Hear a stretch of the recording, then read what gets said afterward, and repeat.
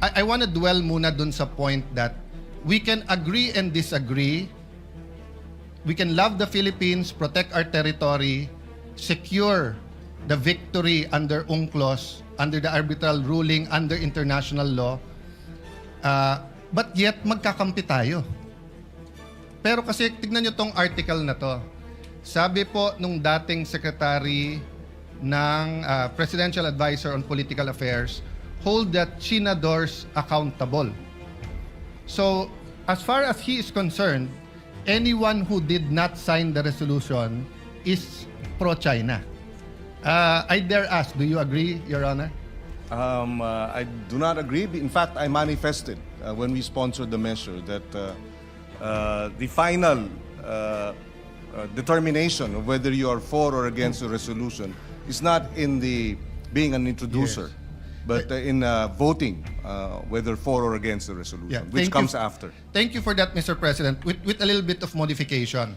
Because if the resolution was like the resolutions in the 19th Congress, that was explicit on the Philippine official stand, then we will be unanimous. But the resolution is on statements, not on our stand. That's where, personal ko to this is not the whole minority. Yun ang gusto kong linawin. Ang resolution na to ay tungkol sa sagutan ng mga opisyal ng Pilipinas at ng top diplomat na nandito sa Pilipinas ng China. As far as I'm concerned, hindi to tungkol sa stand natin. But this is the incredible thing, Mr. President. I remember the time that I hanged out a lot with Senator Lacson. Doon ko natutunan na sa House kasi wala or iba yung terminology. Sa Senate meron OB, Official Business. So kung may session tayo, pero let's say may international conference, OB ka, Official Business. Di ba? Or we don't allow hearings na kasabay nung plenary, but if there was something in Malacanang between the House, the Senate, or the Judiciary, the Senate, Malacanang, pwede ka magpa-OB. But there is another kind of OB, yung opportunistang balimbing. No? What do I mean by that? May I ask, Mr. President, honored gentleman, are you familiar with the stand of Secretary Llamas regarding the West Philippine Sea? It's okay if you're not. I'm just wondering if you're familiar. I'm not familiar, Mr. President. Today, he is one of the most ardent voices, the most firm voice about confronting China. At yung hindi mag-confront sa China ay Chinador or pro-China. That's a funny thing because before the arbitral ruling was filed, he sought me out. Sabi niya, Alan, mali approach ni Pinoy. Dapat kinakausap ang mga Chinese. Kung gusto mo, i-set up ko yung meeting between you and the Chinese ambassador. And he did. And then sabi niya sa akin, Alan, ang Chinese may ibang kultura. Kakausapin mo yan bilateral. Hindi pwedeng multilateral. Isasama natin ang kano, mapapahamak tayo. He told me that. He met me after the meeting with the Chinese ambassador. This was during the time of President Pinoy. I think in the arbitral award, if I'm not mistaken, Senator, you were still in the Senate, no? You were in the cabinet yet, eh? No, I was no longer. You were already... yung award... 2016. No, we filed the... The award was 2012, 2012 yung standoff, eh. Yes. So, you were still in the Senate, no? Yes, the first 3 years of my third term. Yes. So I was minority leader noon. So by virtue of that, I was in the National Security Council. And Ronald Llamas were looking for anyone and everyone who would listen to him to talk to whoever to convince President Pinoy not to file the arbitral case. Not to go. And to have bilateral talks. So, let me just mention, Mr. President, that what is seen in public, in Facebook, in vlogs, is very, very far from what is discussed in the halls of power and between professionals. I mean, here in Senate, we know where we disagree, we know where we will agree, di ba? So for example, if you talk about divorce, we will know who is pro and anti. So yung pro, gusto niya mapasa yung batas na pwede ng divorce. Yung anti, ayaw. Meron namang pro-divorce, pero ayaw na no-fault divorce. Ibig sabihin, kailangan may grounds. So, masalimuot ang issues, no? Anong point ko doon, Mr. Chairman, Mr. President, dear Senator Pangilinan? A issue this complex, we should simplify so that people, especially students, would know that, we shouldn't be, dapat walang divide and rule, dapat hindi tayo magpabaya, dapat always tayo on guard. But is it productive na just because you don't agree on a certain point, siya pro-China, ikaw, di ba? So, let me ask you this question. Can you be pro-Philippines without being anti-China? Well, that's a general proposition, so I will have to answer with a qualification, Mr. President. That's okay, Mr. President. Yes. Ito naman, opinion lang naman natin dalawa. It'll be difficult to be out and out pro-China, especially when it comes to policies that affect our national interests. So I will have to qualify that you can be pro-Philippines without being anti-China as a general proposition, but when a conflict arises, obviously, between China's interests and ours, then clearly we stand by the national interest. So, meaning, Mr. President, it's like watching a basketball game between the Philippines and China. I'm pro-Philippines, and then in the game, of course, I will cheer for the Philippines, but I don't hate China. Diba? Pero dun sa specific interest natin, so for example, if I have to negotiate a trade deal, I will be pro-Philippines.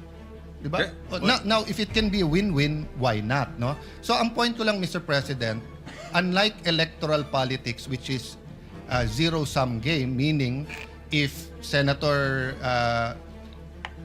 Villanueva runs for mayor of Taguig and I run for mayor of Taguig, only one will win. But in diplomacy, it's not a zero-sum game. Diba? It's a continuous dialogue, continuous communication, and there are times that we shout at each other. There's time that you hate the situation. So I'm not even talking about being pro-China. So what I'm saying is that we deal with our problems with Vietnam, but we're pro-Philippines, but we're not anti-Vietnam. Nabanggit ni ginoong minority leader yung basketball. In fact, ako may halimbawa. Last Tuesday, nung matapos yung aming balitaktakan ni Senator Marcoleta, yung nag-dinner kami sa Chinese restaurant. Hindi ng mga kasamahan ko. So ibig sabihin, kahit na ba tayo ay naninindigan at hindi tayo sumasang-ayon sa naging patakaran o yung mga bitiw na salita ng gobyerno ng China, paborito ko pa rin ang Chinese food. Yes. So that's a good example because that's what I want to point out. Pareho tayo ng stand, atin to. Etong portions ng South China Sea, West Philippine Sea, na territory natin. Ako, mas radical pa stand ko. Hindi lang yung 12 nautical miles. Yung nasa Treaty of Spanish, atin din yun. Hindi natin pwedeng basta't i-give up yon by international treaty. Diba? Some will disagree, some will agree. The Supreme Court case na final ni a brilliant man ni Professor Magallona, diba? Nasabi niya, sa UNCLOS, bumawas yung ating territory. But we're not here to discuss that now. We're discussing, number one, yung sagutan ng opisyales at nila. So I just want to point that out, Mr. President, Senator Pangilinan, because we don't want to be hitting each other kung pareho naman pala stand natin in terms of sovereign rights and sovereignty. Let it be oversimplified. Si Senator Amy, kapitbahay natin dalawa, co-owners tayo, may puno ng mangga sa gitna. Sabi ni Senator Amy, sa kanya yon. Sabi natin dalawa, sa atin yon. Tuwing nagbubunga, nag-aaway tayo. Ang problema, mas mayaman sa atin si Senator Amy. Ang problema, marami pong tangke, airplano, pati sa pera, pati sa diplomacy, sa abogado, mas marami si Senator Amy. So ako, ang stand ko, makipag-usap tayo kay Senator Amy. Ikaw ang stand mo, hindi, sinisigawan na tayo, makipagsigawan na tayo. So we have the same stand. Mr. President, let me just finish this sentence. Yes, and I will clarify because but ang pinag-uusapan natin, yung approach. Pero as so far as saying na etong puno ng mangga ay atin, pareho tayo. Pero hindi po nakikipagsigawan ang I would not describe yung position taken by this representation as nakikipagsigawan. In fact, maganda yung point ng minority leader, yung kanyang paghahambing na sila, ang China, maraming baril, maraming resources, maraming armamento, etc. At dahil nga doon, napakahalaga na ating isinusulong yung rule of law at yung ating sandigan ay yung international law. Hindi natin maaring labanan ng puwersa ang China. We cannot fight in the area of brute force. And that's why we are fighting in the area of the arbitral ruling, the UNCLOS, the rule of law, international. Yes. I will not disagree with you. When I said sigawan, it was in the context of magkapitbahay, etc. Because, Mr. President, President Aquino and President Duterte had very different approach. President Aquino, at a certain point, to be fair to him, at a certain point, may bilateral na pag-uusap. But after the standoff sa Scarborough, nagkaroon po ng, for lack of better word, we call it megaphone diplomacy. Di ba? Yung maingay sa media. But for the record, Mr. President, did we lose a single inch of territory or sovereign rights? Did we lose a single centavo during the Duterte administration? Well, according to the Department of National Defense, because this was tackled during the interpellation last week, that despite the Duterte administration's positioning, the harassment did not stop. The water cannoning did not stop. And therefore, this is the situation, Mr. President. Hindi naman tumigil yung paghaharas. Hindi rin tumigil yung pag-water cannon. Mr. President, we'll speak about that. Iibahin ko yun kasi ibang issue kung yung dispute was live at umaabot ba sa water cannon. Ang tinatanong ko, kasi during President Aquino's time, it's on the record, we lost control of Scarborough. We lost control. May miscalculations na nangyari. Instead of sending a Coast Guard ship, we sent a military ship, Navy, a gray ship, and then nagkaroon ng standoff and then kinontrol ng Chinese. So when President Duterte took over, that's what we had to deal with, the threats that it will further escalate.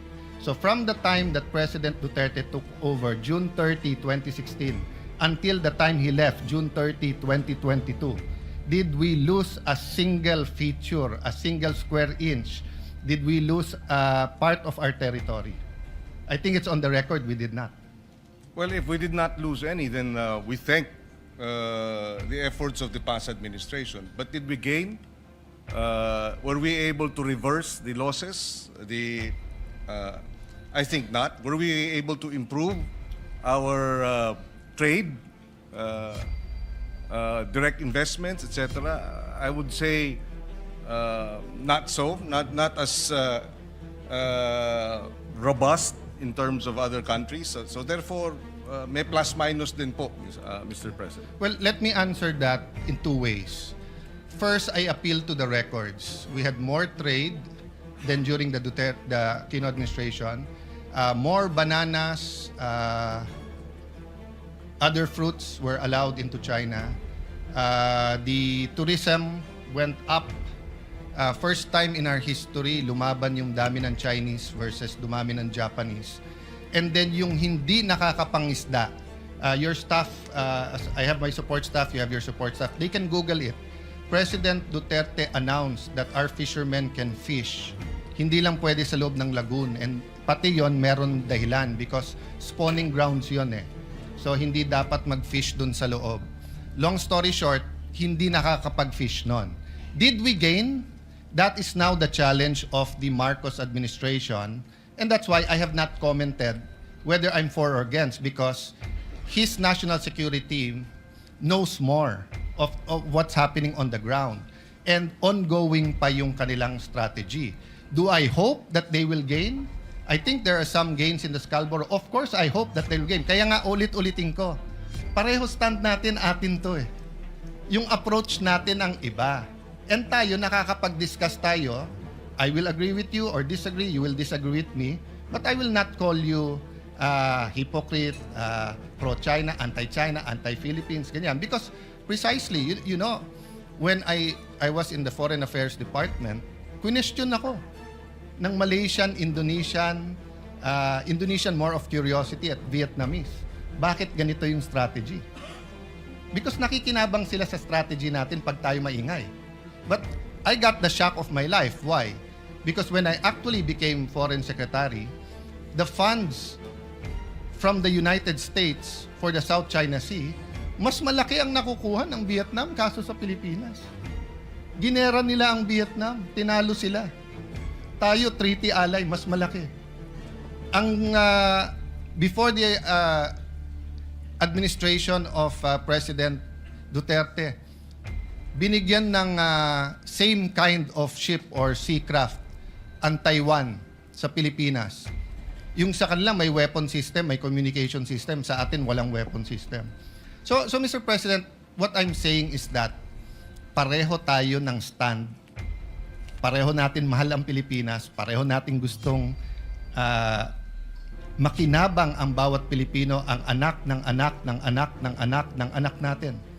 You know, President Cory, in her visit to China, actually started the discussion on this. So it's not new, no? So if you have comment, Mr. President, then can I have just a few more preliminary? Go ahead, Mr. President. Just very quickly on the Scarborough Shoal incident. Precisely because of the Scarborough Shoal incident, The Aquino administration proceeded to file the case before the International Tribunal a few years later. I think 1 year or several months later.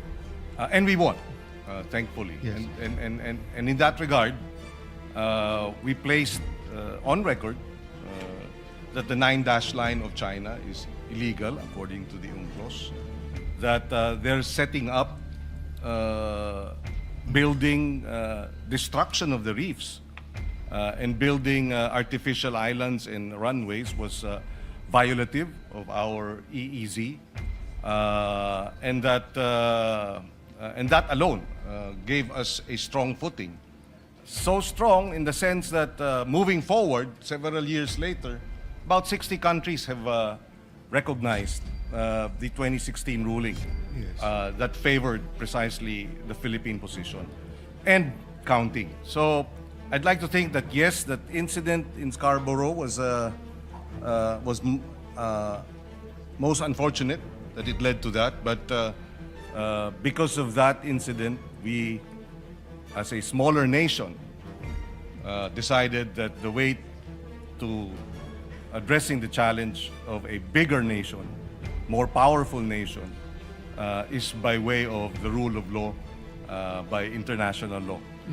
Yes, Mr. President. I want to dwell muna dun sa point that we can agree and disagree. We can love the Philippines, protect our territory, secure the victory under UNCLOS, under the arbitral ruling, under international law, but yet magkakampi tayo. Pero kasi tignan nyo tong article na to. Sabi po nung dating secretary ng Presidential Advisor on Political Affairs, hold the Chinadors accountable. So, as far as he is concerned, anyone who did not sign the resolution is pro-China. I dare ask, do you agree, Your Honor?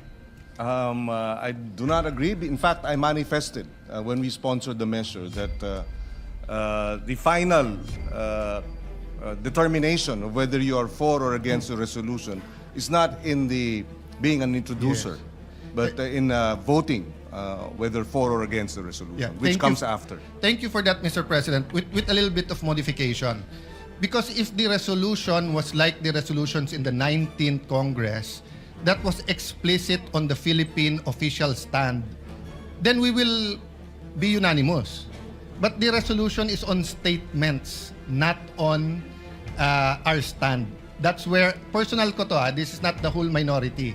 Yun ang gusto kong linawin. Ang resolution na to ay tungkol sa sagutan ng mga opisyal ng Pilipinas at ng top diplomat na nandito sa Pilipinas ng China. As far as I'm concerned, hindi to tungkol sa stand natin. But this is the incredible thing, Mr. President. I remember the time that I hanged out a lot with Senator Lacson.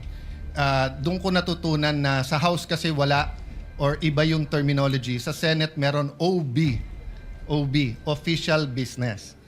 So kung may session tayo, pero let's say may international conference, OB ka, official business, di ba? Or we don't allow hearings na kasabay nung plenary, but if there was something in Malacanang between the House, the Senate, or the Judiciary, the Senate, Malacanang, pwede ka magpa-OB. But there is another kind of OB, yung opportunistang balimbing. No? What do I mean by that? May I ask, Mr. President, honored gentleman, are you familiar with the stand of Secretary Llamas regarding the West Philippine Sea? It's okay if you're not. I'm just wondering if you're familiar. I'm not familiar, Mr. President. Today, he is one of the most ardent voices, the most firm voice about confronting China. At yung hindi mag-confront sa China ay Chinador or pro-China. That's a funny thing because before the arbitral ruling was filed, he sought me out. Sabi niya, Alan, mali approach ni Pinoy. Dapat kinakausap ang mga Chinese. Kung gusto mo, i-set up ko yung meeting between you and the Chinese ambassador. And he did. And then sabi niya sa akin, Alan, ang Chinese may ibang kultura. Kakausapin mo yan bilateral. Hindi pwedeng multilateral. Isasama natin ang kano, mapapahamak tayo. He told me that. He met me after the meeting with the Chinese ambassador. This was during the time of President Pinoy. I think in the arbitral award, if I'm not mistaken, Senator, you were still in the Senate, no? You were in the cabinet yet, eh? No, I was no longer. You were already... yung award... 2016. No, we filed the award was 2012 yung standoff, eh. Yes. So you were still in the Senate, no? Yes, the first 3 years of my third term. Yes. So I was minority leader noon. So by virtue of that, I was in the National Security Council. And Ronald Llamas were looking for anyone and everyone who would listen to him to talk to whoever to convince President Pinoy not to file the arbitral case. Not to go. And to have bilateral talks. So let me just mention, Mr. President, that what is seen in public, in Facebook, in vlogs, is very, very far from what is discussed in the halls of power and between professionals. I mean, here in Senate, we know where we disagree, we know where we will agree, diba? So for example, if you talk about divorce, we will know who is pro and anti. So yung pro, gusto niya mapasa yung batas na pwede ng divorce. Yung anti, ayaw. Meron naman pro-divorce, pero ayaw na no-fault divorce. Ibig sabihin, kailangan may grounds. So, masalimuot ang issues, no? Anong point ko doon, Mr. Chairman, Mr. President, dear Senator Pangilinan, a issue this complex, we should simplify so that people, especially students, would know that, we shouldn't be, dapat walang divide and rule, dapat hindi tayo magpabaya, dapat always tayo on guard. But is it productive na just because you don't agree on a certain point, siya pro-China, ikaw, di ba? So, let me ask you this question. Can you be pro-Philippines without being anti-China? Well, that's a general proposition. So I will have to answer with a qualification, Mr. President. That's okay, Mr. President. Yes, Ito naman, opinion lang naman natin dalawa. It'll be difficult to be out and out pro-China, especially when it comes to policies that affect our national interest. So I will have to qualify that you can be pro-Philippines without being anti-China as a general proposition, but when a conflict arises, obviously, between China's interests and ours, then clearly we stand by the national interest. So, meaning, Mr. President, it's like watching a basketball game between the Philippines and China. I'm pro-Philippines, and then in the game, of course, I will cheer for the Philippines, but I don't hate China. Di ba? Pero dun sa specific interest natin, so for example, if I have to negotiate a trade deal, I will be pro-Philippines. Diba? Now, if it can be a win-win, why not? No? So, ang point ko lang, Mr. President, unlike electoral politics, which is a zero-sum game, meaning if Senator Villanueva runs for mayor of Taguig and I run for mayor of Taguig, only one will win. But in diplomacy, it's not a zero-sum game. Diba? It's a continuous dialogue, continuous communication, and there are times that we shout at each other. There's time that you hate the situation. So I'm not even talking about being pro-China. So what I'm saying is that we deal with our problems with Vietnam, but we're pro-Philippines, but we're not anti-Vietnam. Nabanggit ni Ginoong minority leader yung basketball. In fact, ako may halimbawa. Last Tuesday, nung matapos yung aming balitaktakan ni Senator Marcoleta, yung nag-dinner kami sa Chinese restaurant. Hindi ng mga kasamahan ko. So ibig sabihin, kahit na ba tayo ay naninindigan at hindi tayo sumasang-ayon sa naging patakaran o yung mga bitiw na salita ng gobyerno ng China, paborito ko pa rin ang Chinese food. Yes. So that's a good example because that's what I want to point out. Pareho tayo ng stand, atin to. Etong portions ng South China Sea, West Philippine Sea, na territory natin. Ako, mas radical pa stand ko. Hindi lang yung 12 nautical miles. Yung nasa Treaty of Spanish, atin din yun. Hindi natin pwedeng basta't i-give up yon by international treaty. Diba? Some will disagree, some will agree. The Supreme Court case na final ni a brilliant man ni Professor Magallona, diba? Nasabi niya, sa UNCLOS, bumawas yung ating territory. But we're not here to discuss that now. We're discussing, number one, yung sagutan ng opisyales at nila. So I just want to point that out, Mr. President, Senator Pangilinan, because we don't want to be hitting each other kung pareho naman pala stand natin in terms of sovereign rights and sovereignty. Let it be oversimplified. Si Senator Amy, kapitbahay natin dalawa, co-owners tayo, may puno ng mangga sa gitna. Sabi ni Senator Amy, sa kanya yon. Sabi natin dalawa, sa atin yon. Tuwing nagbubunga, nag-aaway tayo. Ang problema, mas mayaman sa atin si Senator Amy. Ang problema, marami pong tangke, airplano, pati sa pera, pati sa diplomacy, sa abogado, mas marami si Senator Amy. So ako, ang stand ko, makipag-usap tayo kay Senator Amy. Ikaw, ang stand mo, hindi, sinisigawan na tayo, makipagsigawan na tayo. So we have the same stand. May I Mr. President, just- let me just finish this sentence. Yes, and I will clarify because We it's are not... but ang pinag-uusapan natin yung approach. Pero as so far as saying na etong puno ng mangga ay atin, pareho tayo. Pero hindi po nakikipagsigawan ang I would not describe yung position taken by this representation as nakikipagsigawan. In fact, maganda yung point ng minority leader, yung kanyang paghahambing na sila, ang China, maraming baril, maraming resources, maraming armamento, etc. At dahil nga doon, napakahalaga na ating isinusulong yung rule of law at yung ating sandigan ay yung international law. Hindi natin maaring labanan ng puwersa ang China. We cannot fight in the area of brute force.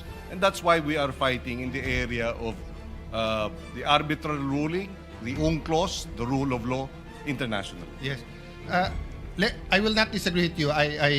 When I said sigawan, it was in the context of magkapitbahay, etc. Because, Mr. President, President Aquino and President Duterte had very different approach. President Aquino, at a certain point, to be fair to him, at a certain point, may bilateral na pag-uusap. But after the standoff sa Scarborough, nagkaroon po ng, for lack of better word, we call it megaphone diplomacy. Di ba? Yung maingay sa media. But for the record, Mr. President, did we lose a single inch of territory or sovereign rights? Did we lose a single centavo during the Duterte administration? Well, according to the Department of National Defense, because this was tackled during the interpellation last week, that despite the Duterte administration's positioning, the harassment did not stop. The water cannoning did not stop. And therefore, this is the situation, Mr. President. Hindi naman tumigil yung paghaharas. Hindi rin tumigil yung pagwo-water cannon. Mr. President, we'll speak about that. Iibahin ko yun kasi ibang issue kung yung dispute was live at umaabot ba sa water cannon. Ang tinatanong ko, kasi during President Aquino's time, it's on the record, we lost control of Scarborough. We lost control. May miscalculations na nangyari. Instead of sending a Coast Guard ship, we sent a military ship, Navy, a gray ship, and then nagkaroon ng standoff and then kinontrol ng Chinese. So when President Duterte took over, that's what we had to deal with, the threats that it will further escalate. So from the time that President Duterte took over, June 30, 2016, until the time he left, June 30, 2022, did we lose a single feature, a single square inch? Did we lose part of our territory? I think it's on the record, we did not. Well, if we did not lose any, then we thank the efforts of the past administration. But did we gain? Were we able to reverse the losses? I think not. Were we able to improve our trade, direct investments, etc.? I would say not so. Not as robust in terms of other countries. So therefore, may plus minus din po, Mr. President. Well, let me answer that in two ways. First, I appeal to the records. We had more trade than during the Aquino administration. More bananas, other fruits were allowed into China. The tourism went up. First time in our history, lumaban yung dami ng Chinese versus dumami ng Japanese. And then yung hindi nakakapangisda, your staff, I have my support staff, you have your support staff, they can Google it.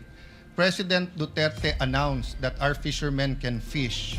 Hindi lang pwede sa loob ng lagoon. And pati yon meron dahilan because spawning grounds yon eh. So hindi dapat mag-fish dun sa loob. Long story short, hindi nakakapag-fish nun. Did we gain? That is now the challenge of the Marcos administration. And that's why I have not commented whether I'm for or against, because his national security knows more of what's happening on the ground. And ongoing pa yung kanilang strategy. Do I hope that they will gain? I think there are some gains in the Scarborough. Of course, I hope that they will gain. Kaya nga ulit-ulitin ko, pareho stand natin, atin to eh. Yung approach natin ang iba. And tayo, nakakapag-discuss tayo, I will agree with you or disagree, you will disagree with me, but I will not call you hypocrite, pro-China, anti-China, anti-Philippines, ganyan. Because precisely, you know, when I was in the Foreign Affairs Department, question ako ng Malaysian, Indonesian, Indonesian more of curiosity at Vietnamese. Bakit ganito yung strategy? Because nakikinabang sila sa strategy natin pag tayo maingay. But I got the shock of my life. Why? Because when I actually became Foreign Secretary, the funds from the United States for the South China Sea, mas malaki ang nakukuha ng Vietnam kaso sa Pilipinas. Ginera nila ang Vietnam, tinalo sila. Tayo, treaty ally, mas malaki. Ang before the administration of President Duterte, binigyan ng same kind of ship or seacraft ang Taiwan sa Pilipinas. Yung sa kanila may weapon system, may communication system. Sa atin, walang weapon system. So Mr. President, what I'm saying is that pareho tayo ng stand. Pareho natin mahal ang Pilipinas. Pareho natin gustong